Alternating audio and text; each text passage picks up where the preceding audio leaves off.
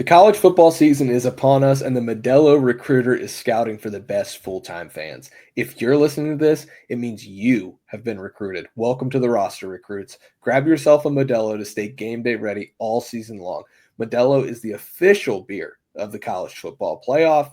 Buckeyes fans, you deserve a Modelo. Buy a Modelo now. Welcome to the show, guys. That's Mick Walker on the other side of your screen. I'm Spencer Holbrook. It's the best time of year. It's the best time of the year. It's the best time of the week. It's bold predictions time. That is Mick. I am Spencer. Mick, couple of nice wins on the bold predictions front last week. Texas collected 3 false start penalties, and now they go to jail, like on Monopoly. And Spencer collects a bold prediction winner. I think that's the only one we got right. But hey, I need to go back and listen. I thought I might have said Julian saying under 200 yards. I didn't think he was gonna have a big day. I could have been close. I had CJ Donaldson for 2. He got 1. I was living around the board, and I don't know if I actually hit anything though. I mean, yeah, if we're playing Battleship, I have a ship on like F5 and you guessed F6. So you're getting close. Like you were near the target. I will give you that. And maybe you'll be able to hit a couple this week. But you know what? I will be honest. It's almost more difficult, Mick, to do bold predictions on these kind of games than it is for like the Texas game or like a Penn State game. Because like, what are they going to do in those kind of games? They're going to feed the ball to number 4. They're going to run the rock, and they're going to try to play really good defense. In this game, we have no clue how much these guys are going to play. We have no clue really this early in the season what the true depth chart looks like behind those guys until you actually get out there. So it's just it's a crapshoot a little bit. And so I'm really anxious to hear what we have to say about these bold predictions. You ready to get into it? I'm ready. I actually wrote them down right here, so I've got my full list. I'm ready to roll. All right. Well, then I'll give you the honors. That buttery swing you got off the tee box. Let's see it. You got the honors. Let's see what you got. I've mentioned it. We've done at least 3 or 4 podcasts up at this point this week. I've mentioned it a couple of times, getting Julian saying in rhythm. I'm going to go with he starts off the game 13 for 13 with 3 touchdowns, and that's the day for Julian saying. Done. Out of the box. You have him breaking the Tate Martell record? I do. 13 for 13, 3 touchdowns, and we're calling it. Oh, man. Friend of the show, Bill Landis, is not going to like you calling for Tate Martell's record to fall. That's spicy, Mick. Here's the reason why. Another friend of the show, Tim May, always used to tell me, don't pick an early game bold prediction because it could just go away immediately. Like the one time I predicted that Ohio State was going to return the opening kickoff for a touchdown, which I don't know if you know this, just didn't happen. They haven't done that since I was in middle school. No, I was in high school, freshman year of high school. I'm dating myself a little. But, like if you guess something like that, you better be right. So, wow, that's a called shot. That's like Babe Ruth. You're calling your shot there. I'm impressed. I'm impressed you're bringing the heat in week 2. All right, well, I guess mine is in the same vein. I think Jeremiah Smith is going to have 2 touchdowns in this game, so I guess he'll have to catch 2 of Julian Sands. Listen, man, they know the deal. They know what's up, and they know that they've got to feed the ball to number 4, not just because he's the best receiver in college football, but because like his stats need to be at a certain level. It's not that he demands that, but like he's the best player. Treat him like the best player. Get him in there and get him out. I know there was a game, I think it was against Arkansas State in 2022, where Marvin Harrison played only in the first half, and I think he had 3 touchdowns. The Michigan State game a few years ago, where Michigan State was absolutely abysmal, Marvin had 3 touchdowns in the first half, and they're like, okay, young man, go take an ice bath. You're done. Like they know how to do these kind of things with their superstars. So I think they're going to get Jeremiah the ball early. They're going to get him the ball often. So you know what? I'll just double down. I think he's going to have 2 first quarter touchdowns, and then they'll get him out of there.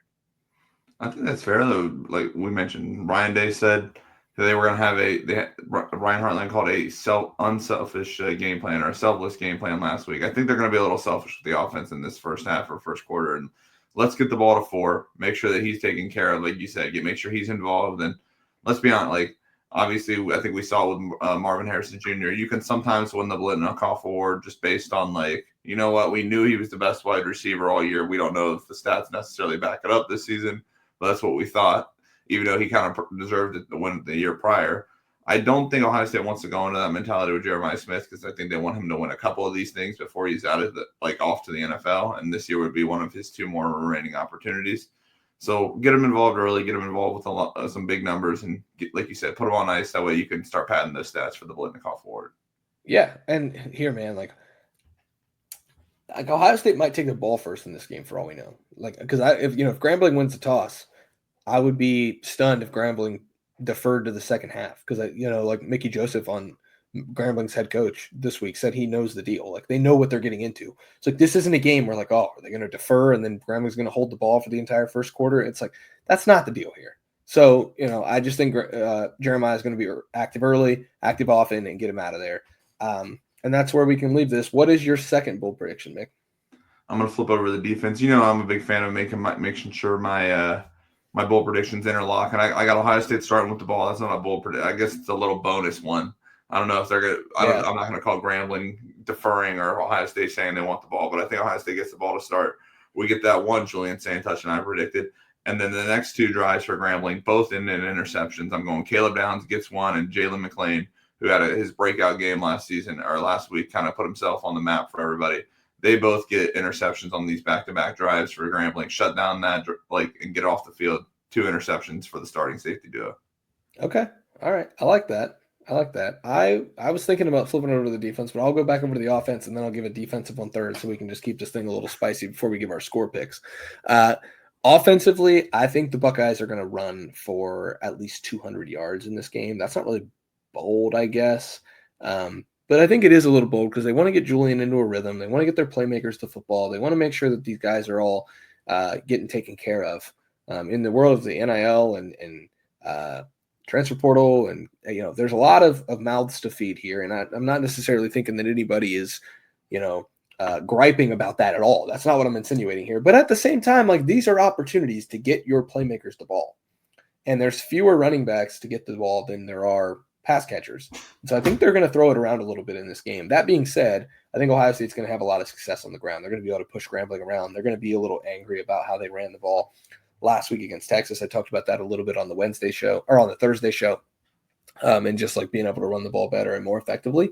So I think that they're gonna run for about 200 yards a rush and or 200 yards, not 200 yards a rush, but I think they're gonna maybe average like 6 or 7 yards a carry in this game and really do some damage on the ground, maybe even 8 or 9 yards a carry. Because I think that's what this game is going to call for. I think that's fair, and I've gone back and forth mentally about whether like you can run up, like you and I have talked about it just off the record. You can run up and run down the field against Grambling, but it doesn't matter. So I don't know if Ohio State was going to sit there and be like, I'm committed to running the ball on Grambling because that's what I want to do. But like you said, I think there's just some aspect of, whether it was a bad taste and whether this actually changes anything, we just want to get the good reps in. We want to get the good, whether those are the guards pulling or we're running zone and get a feel for the zone with this offensive line. Like, let's just get a good feel of how we actually want this run game to go before we go into Ohio, do it again against Ohio, and then roll into like Seattle and try and get that going against the Big Ten team here, which is the next big test for Ohio State. So I don't know if it doesn't mean anything if you run for 200 yards or 300 yards against Grambling just because it's Grambling, it's an FCS opponent, but the feel, the reps, I think that's important. So I can see with you and I can align with you saying that they're going to get the ball going on the ground a little bit. All right. What's your third bold prediction, Mick? I'm going to go with the guy, the least talked about of the most important freshman that we probably saw last week, maybe second most talked about because the Jarquez Carter didn't get a ton of run, even though he got 3 snaps. I'm going to go to the Nate Roberts well. I'm going to go 2 touchdowns for the Oklahoma native. I don't know if those will come from Julian Sayin, Lincoln Keenan, or Tavian St. Clair, but I got Nate Roberts finding the end zone a couple times. I think Keenan Bailey wants to get that done. I think Ryan Hartline would want to get that done when you get some of these backup guys in, just to kind of see Nate get the ball in his hands and we'll see what he can do with it because he's going to take on that Max Clair role whenever Max Clair goes off to the NFL after this season. So I got Nate Roberts getting involved with the 2 touchdown game here as a freshman and kind of putting himself on notice for everybody saying, oh, Ohio State's got a tight end coming up. Okay. All right. I like that. My defensive bold prediction is 4 turnovers. I'm not going to explain it any further. I just think Ohio State's going to force 4 turnovers. Whether that's the backups or the backups or the starters or whatever. Here's the problem with this, Mick. Like, this, and I don't want this to sound disrespectful to Grambling, but they've never been hit like they're going to get hit against Ohio State. And I think the reason the NFL does preseason is to get NFL guys ready to be hit again in a game. That's why you see starters play a little bit in the preseason. Well, Ohio State just went through this rugged Texas game, and Ohio State's already physically ready for the Texases and the LSUs and the Michigans and the Penn States. Grambling is not. And so I think there's going to be a couple balls on the turf in this game. I think there's going to be a couple loose balls, maybe even a couple bad snaps from nerves. I just think that this is going to be a lot for Grambling. And this is not a show where we're just going to sit and rag on Grambling a lot. I have a lot of respect for Grambling. Ryan Day very clearly does, and I think we'll talk about that here in just a few minutes. This program has a lot of respect for Grambling and what they do. At the same time, I just think like once you get on the field, like it is a fast, physical, and violent football game. Like that is what football is. And when you start getting hit by these guys, it is different than what you see every week. And so I'm predicting Ohio State will force 4 turnovers, and they could all be fumbles for all I know. I just think that it is going to be a very physically demanding task for Grambling. And so, Mickey Joseph, again, I listened to his press conference. He said they want a clean game. Don't turn the ball over and things like that. I don't see how that happens. So I'm going to predict Ohio State forces 4 turnovers in this game and makes pretty quick work of it. Mick, I don't know if you know this. There's no spread on this game. The book's just kind of laying off. It's a FBS versus FCS. There's not a lot of spreads on those games unless there's a high demand for one. And as you guys know, we've teamed up with BetMGM this season. We'll be using BetMGM lines to make all of our picks, and we'll have special offers for our listeners each week. When you BetMGM, you get access to a variety of parlay selection features like same-game parlays, live betting options, and more. If you haven't signed up for BetMGM yet, use the bonus code ON3 and you will get up to $1,500 first bet offer on your first wager with BetMGM. Here's how it works. Download the BetMGM app and sign up using the bonus code ON3. Deposit at least $10 and place your first wager on any game. You will receive $1,500 in bonus bets if your bet loses. Just make sure you use the bonus code ON3 when you sign up. Make this college football season one for the history books. Make it legendary with BetMGM. See BetMGM for terms 21 and over.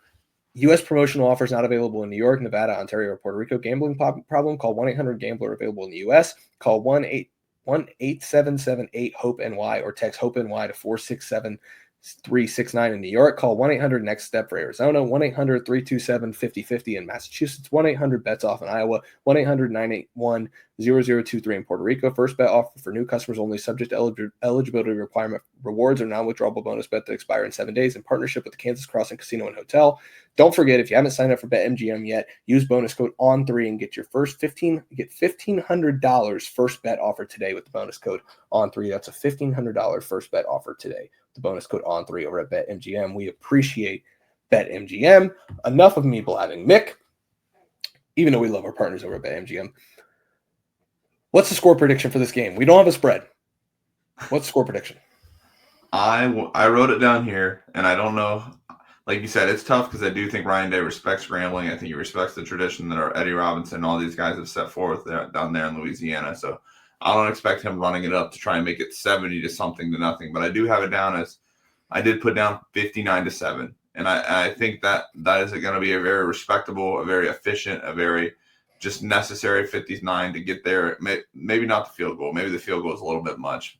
But I think, obviously, like you mentioned with the punters, you want to get Jaden Fielding some work. You want to get these specialist guys some work. So I'll go 59-7. It's kind of, like I said, probably getting that done in 3 quarters and parking in that 4th quarter, not trying to go for 70. But I think 59 is as respectable and as useful at this time and money as Ohio State can do it. Okay. All right. I respect that. I think that Ohio State is going to score a lot in this game. I have it at 66-0. The last time Ohio State faced an HBCU was Florida A&M in 2013. They won 76-0. I don't think it's going to be like that, but I think it's going to be 66-0. I think they're going to get Jaden Fielding a field goal and let him kind of show off the boot a little bit. I think there will be times where Ohio State pulls back, and there will be times where Ohio State really just guns it. And Lincoln Keenholz needs reps too. I think Tavian St. Clair would be wise to have a few reps in this game. There's a lot of receivers that want the ball who are going to be on the field with the second and third team. There's a lot of running backs that want the ball. Sam Dixon is going to be a guy who they like, but they like him as a second-string running back. And Bo Jackson has a chance to play a little bit this year, and he's going to be on the field. Like, there's a lot to like about this Ohio State depth chart, not just the starters. they all want to play. And in the new era of college football, you have to let them get their reps in real action, not just handing the ball off and running the clock out. So, yeah, I think all the units are going to score. I think it's going to be 66-0. And we can all go home happy and healthy. And that's my biggest hope. My wish for you, Mick, was we saw Gary Laveau in the press box. So evoke a little Rascal Flats. My wish for you is that you go home happy and healthy from Ohio State Grambling. Mick, I've got a couple picks for you, courtesy of BetMGM, because we don't have an Ohio State game to pick here as far as the spread, the money line, the total. Couple of picks. Are you interested in a couple of picks? I'm obviously interested in any gambling picks that Spencer's going to give me. I need somebody to fade. All right, yeah. Oh, my. Wow. All right, BetMGM, lines of the week from Spencer Holbrook. Let's crack the knuckles here. Virginia, money line, plus 125 against NC State. Folks, I think NC State might be bad. I think in Virginia is not your older brother's Virginia squad. They're better than what some people think. I think they're going to not only cover the 3, I think they're going to win outright. I have them on the money line at plus 125. Right now, you can go over to BetMGM and get Utah to win the Big 12. Plus 450. Run. Go do it. That's another pick that I have right now. Utah to win the Big 12, plus 450. I have Texas minus 36.5 against San Jose State. San Jose State lost to a kind of poopy Central Michigan team last week. And guess what? The Longhorns are kind of angry because they didn't score any points against Ohio State. So guess what? They're going to go home. They scored 7. You know what I mean. They didn't score enough as much as they wanted. Arch Manning looked bad. Arch Manning's going to look good in this game. Texas is going to cover that 36.5 with ease. 2 more for you, Mick, if you don't mind. Oregon minus 28.5 against Oklahoma State. I don't care that Oklahoma State's a Power 4 team. Mike Gundy crap talked Dan Lanning, and Lanning holds grudges. Oregon's going to keep its foot on the gas basically the entire afternoon. I've got them big against Oklahoma State, and he might not even shake Mike Gundy's hand after the game. Very intrigued by that. Oklahoma minus 5.5 against Michigan. Don't care. Might be a hate watch. Don't care. Give me Oklahoma minus 5.5. Let's make sure that. Yeah, just minus lovely 5.5. out of you. Yeah, lovely picks out of you. And then the very last one, Mick, you knew we weren't going to get out of here without this. It's a bonus pick. You know what it is. We're taking the Bob's money line. Listen, Mick, we're gonna make sure we get the line right. Now, there's a little afternoon action going on in Athens, Ohio this weekend. Okay, West Virginia Mountaineers going to see my boy Rufus in Athens at Pedon Stadium. Now, you don't get a lot of sellout crowds in Pedon Stadium, Mick, but this one is in fact sold out because the Couch Burners in Morgantown are coming to Athens, and they're going back sad. Not only is Ohio going to cover the 3.5, which you can get, I guess, at minus 105, but scared money don't make money, Mick. We don't need the field goal. We're taking them outright. Ohio, plus 140 on the money line, going to beat West Virginia, send Rich Rod back to Morgantown with a loss, and the Bobcats, Parker Navarro, are going to come to Columbus riding high. Now, next week, Mick, they're going to get their tails kicked by Ohio State. But right now, the Ohio Bobcats are going to beat West Virginia this week. Book it. Those are my picks of the week, presented by BetMGM. Thanks to our partners over at BetMGM, 1-800-GAMBLER if you have a problem. Mick, let's get out of here. That's Mick Walker on the other side of your screen. I'm just Spencer Holbrook. This has been a rousing edition of Ohio State Bold Predictions. Ohio State versus Grambling, 3:30 on Big Ten Network. But you don't need that to watch on Big Ten Network because you're going to be in the Horseshoe on Saturday with Game Time. Use code ON3 for $20 off your first purchase over at the Game Time app and GameTime.co. You're also going to go get $1 for your first 7 days over at LettermenRow.com, and we'll see you guys over there. For Mick, I'm just Spencer. Thanks for watching. Thanks for listening. See you guys over at LettermenRow.com. We'll see you in the Horseshoe on Saturday for Ohio State and Grambling.